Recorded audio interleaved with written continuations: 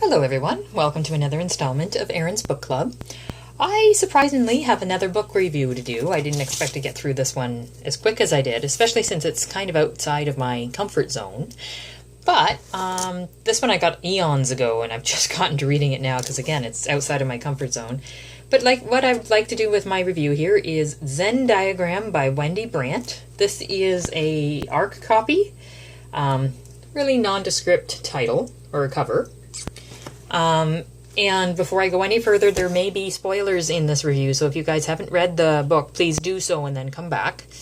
Let me just tell you the basic story. It opens up with a female character who is kind of a math genius, but has a ability to pick up on people's emotions from touching their things, and how that has influenced her life, and how she's learned how to not touch people by doing this, because a lot of times the emotions are the ones that are hidden, not the ones that everybody kind of shows on their sleeve.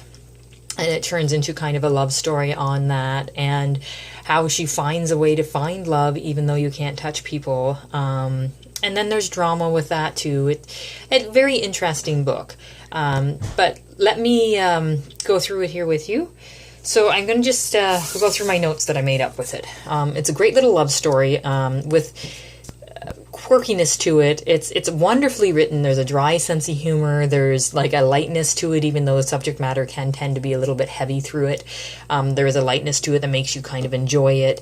The main character, who I think is 18, is very mature and down to earth for her age, but I think a lot of that has to do with the fact that she's an orphan, and that her parents were killed in a car crash when she was only 3 months old, and the sister of the mother has taken over and raised her. So it kind of makes you grow up real quick when you realize that your parents are dead. Again, a great sense of humor in this book throughout all of it. Even the really rough times, there's a sense of humor that this character has, a down-to-earthness that she doesn't just lose her mind being a teenager. She actually keeps focused and keeps her arguments civil-ish, especially for this teenager type. And it was funny, too, when I first looked at the book, part of the turn-off of this book was this cover. The cover is kind of, I don't know, it's not very even, it's not very fanciful, it's awkward, basically. And then once I got into reading the book, the awkwardness actually adds to the story. You kind of want it to be awkward to make the story work, so that was kind of neat.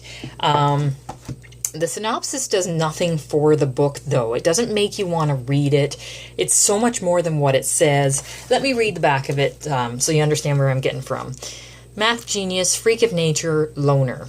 Eva Walker has literally one friend, if you don't count her quadruplet 3-year-old siblings. And it's not even because she's a math nerd. No, Eva is a loner out of necessity, because everyone and everything around her is an emotional minefield. All she has to do is touch someone, or their shirt, or their cell phone, and she can read all their secrets, their insecurities, and their fears. Sure, Eva's gift comes in handy when she's tutoring math, and she can learn where people are struggling just by touching their calculators for the most part, though it's safer to keep her hands to herself, until she meets 6'3", cute without trying Zenn Bennett, who makes that nearly impossible. Zenn's jacket gives Eva such a dark and violent vision that you would think not touching him would be easy, but sometimes you just have to take the risk. So, okay, it's intriguing, but it's not anywhere near what the writing is like. The writing is so full of feeling. It's so much more than what you're seeing here. So that's kind of frustrating, because if I read the back of this and I was considering spending my own money on the back, like by reading the back of this, I probably wouldn't have picked it up. And I really only got it because I won it in a Goodreads giveaway eons ago. So that's kind of a shame. The twist at the end is interesting. I find, and again, this is going to be a spoiler review, so now I'm going to spoil the book.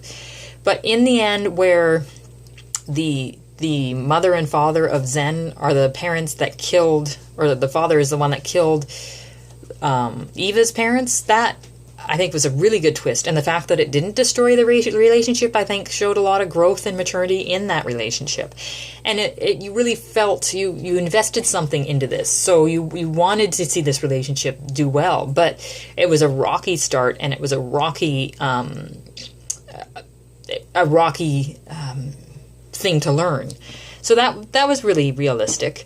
The whole concept of being able to feel somebody's emotions or see somebody's emotions by color, I think is a really good concept. I think the author gets teenage hormones and what teenage hormones will do to you, especially when you're horny. That was written really well.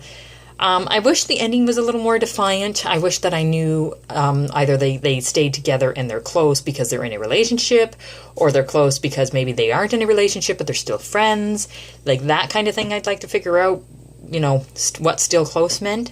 And for a book out of my comfort zone, totally enjoyed it. And I think anybody who's interested in trying something new, this is the book that you guys should try. But I guess that's all I've got to say today, and I will let you know when I have another book read. Thanks very much, guys.